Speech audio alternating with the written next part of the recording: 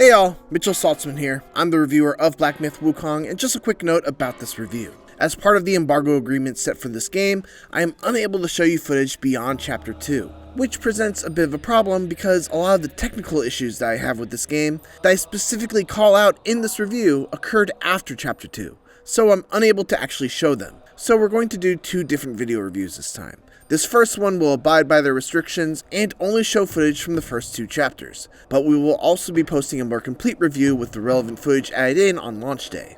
And with that, on with the review for Black Myth Wukong.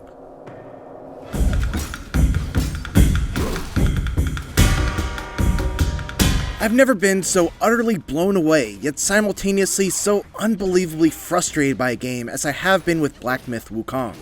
This is undoubtedly one of the most ambitious and impressive action games I've played. It's stunningly gorgeous, its combat is fantastic, it's incredibly challenging, but always satisfying to overcome, and the setting is refreshingly unique and steeped in rich Chinese culture.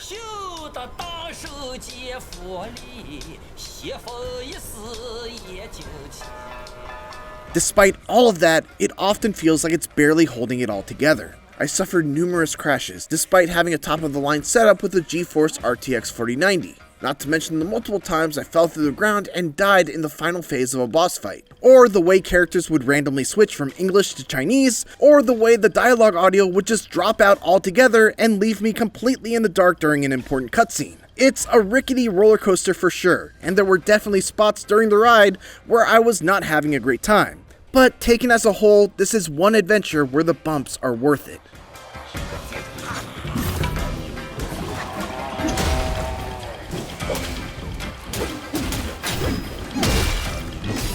Black Myth Wukong's story is somewhat of a follow-up to the classic novel Journey to the West by Wu Chenggen, a book that I only personally know thanks to very loose adaptations like Dragon Ball and Enslaved Odyssey to the West. That surface-level familiarity didn't help much though, as the interpretation that the developers at Game Science have crafted here is laden with references to characters and events from the novel without doing a great job of bringing you up to speed on who Sun Wukong is or what he encountered on his titular journey. I had to look online to understand who Zhu Bajie was, what his history with Wukong is, and what the significance of certain encounters were, because otherwise I'd have been completely lost at times.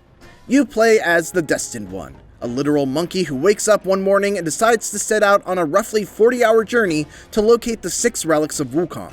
While the moment-to-moment storytelling is fairly unremarkable, largely due to a mute protagonist and side characters that aren't given enough screen time to develop, each of the 6 self-contained chapters culminates with a stunningly gorgeous animated vignette that tells a short story about that chapter's main antagonist. Each one is done in a completely different art style, with one drawn to look like a storybook, another using stop-motion animation, and another done in the style of an anime. Every single one of them is beautiful and poignant, and I couldn't help but wish that the main story managed to move me in similar ways.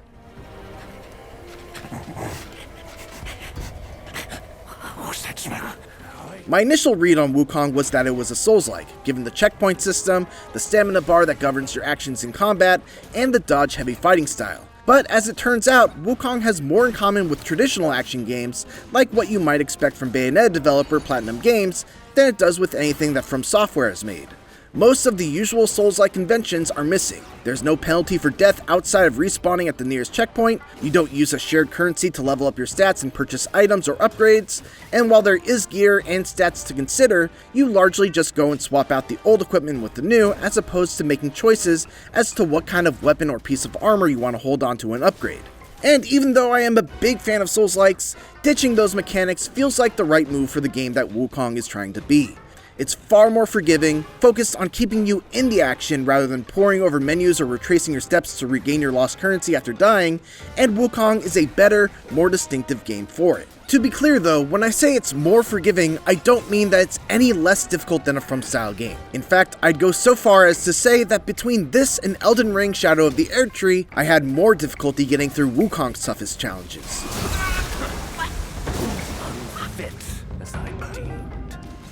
But at the same time, those challenges never felt unfair, and overcoming some of the tougher boss fights was always a satisfying combination of learning their attack patterns, figuring out where I could maximize my punishment windows, and tweaking my loadout in ways that made the best use of my chosen powers.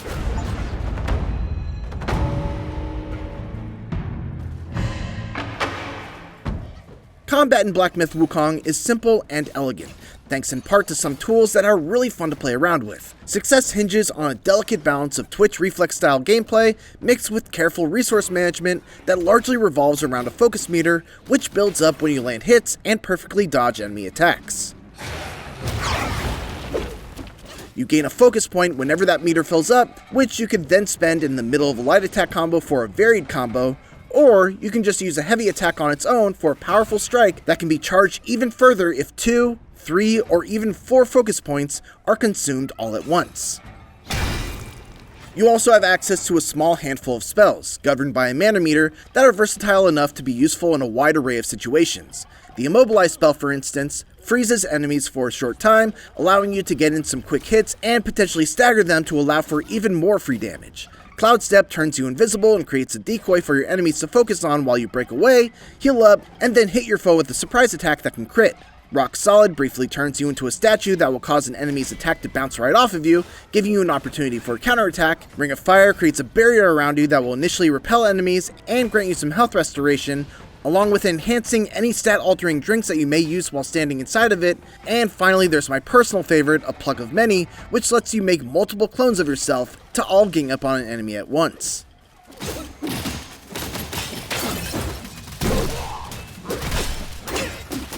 Separate from that, you've also got transformations, which allow you to morph into powerful creatures that you've already bested in battle. What's really cool about these is that they don't cost any mana, they're tied to a very lengthy cooldown instead, and they turn you into a totally different character, complete with an all-new moveset, special moves that use their own focus meter, and more. For example, one of the first bosses that you fight is a wolf with a fiery dual blade that has a lightning-fast dash attack. When you defeat him, you'll gain his transformation and be able to do that very same dash attack to your enemies, and once you build up its focus meter, you'll even be able to do a hugely powerful leaping strike that can ignite foes and deal damage over time to them. And then finally there are spirit skills, which are earned by defeating certain more powerful versions of enemies and absorbing their essence into your gourd. These are effectively transformations that only last for one attack and are also tied to a fairly lengthy cooldown, but it's great to be able to, for example, use the Wandering Wight's powerful headbutt attack to get an extra stagger after immobilizing an enemy. These spirit skills can also be leveled up, which makes it so that even the early game spirits never lose their strength as the campaign rolls on. It's an excellent blend of options, especially when mixed with some truly incredible boss fights. And Wukong introduces all of these elements at a thoughtfully measured pace, so I never felt overwhelmed. Make no mistake, the Destined One is extremely powerful.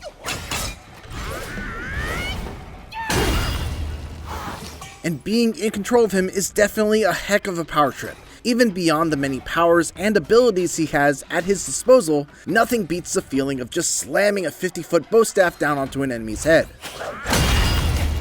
But I still had to be smart with how I used my spells due to the fact that mana restoration is actually very difficult. This is where the resource management aspect of combat comes into play.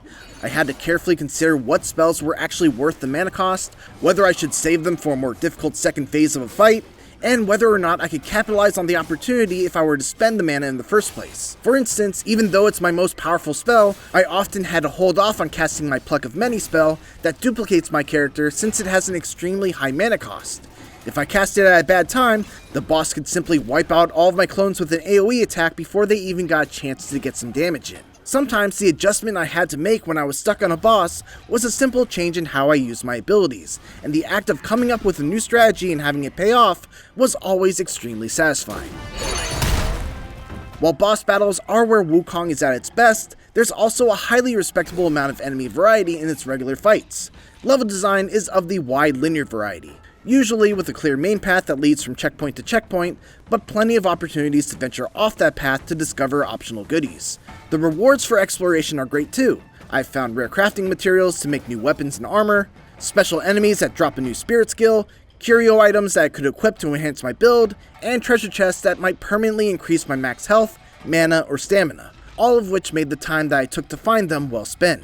On top of that, there are also several secret boss fights to discover, key items with mysterious uses that I still haven't figured out, and plenty of more reasons to stray from the beaten path and keep an eye constantly scanning the environment. The main one being that Wukong is one of the most gorgeous games I've ever played. Every environment is brimming with detail, from the chipped pieces of bark on the trees in the forest, to the real-time deformation of the snow as the Destined One moves through it while dragging his staff along. Not only that, but the animation is impeccable too, with wonderful touches and flourishes, like the way your character will do a little hop step when locked onto an enemy, then change to strafing around them as opposed to just running straight on while keeping their head turned. The music and sound design is fantastic as well, with epic drum-thumping battle themes and melodic flutes and chimes adding to the air of wonder and mystery as you explore the unknown.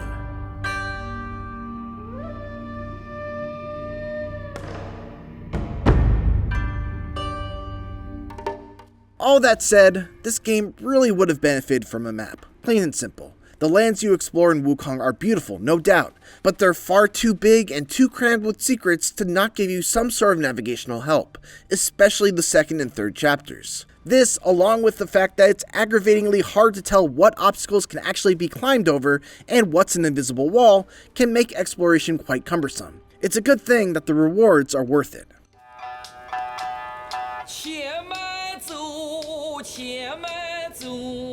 However, it's hard not to feel like all of Wukong's splendor and detail came at a great cost. I experienced numerous crashes, with one particular heartbreaker happening right after defeating an extremely tough boss that I then had to defeat again. Several others were more minor and would typically happen as I was loading up a new chapter or fast traveling to another level, but they eventually add up to a lot of frustration.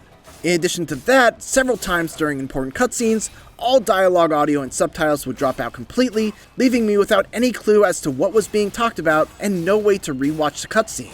Characters would occasionally switch to speaking Chinese all of a sudden, despite me having the audio set to English. The lip flaps of the English dub often don't even remotely match what's being spoken. Oh, thank me to God. Oh, finally then, the 3 bells sang. Disciples come, I hear.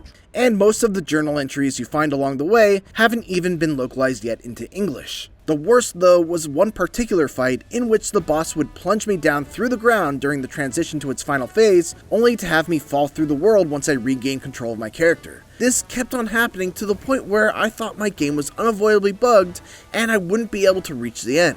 But my insanity of trying the same thing over and over again eventually yielded a different result for no discernible reason. These are the kinds of technical problems that Game Science will hopefully look to address in post-launch patches. And it's not outside the realm of possibility, as even Cyberpunk 2077 was eventually whipped into shape after its own buggy launch. I hope that those fixes come swiftly, because while I still wholeheartedly think that the things that Black Myth Wukong does so right are worth dealing with those problems, I would love to be able to recommend it without those caveats.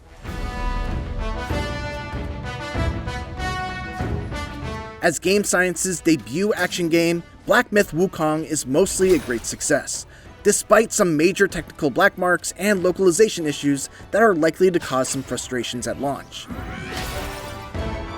Combat is fantastic, thanks to a great balance of careful resource management and lightning-fast twitch reaction gameplay that tested my skills as much as Elden Ring ever has, despite it being a more traditional action game than From Software style.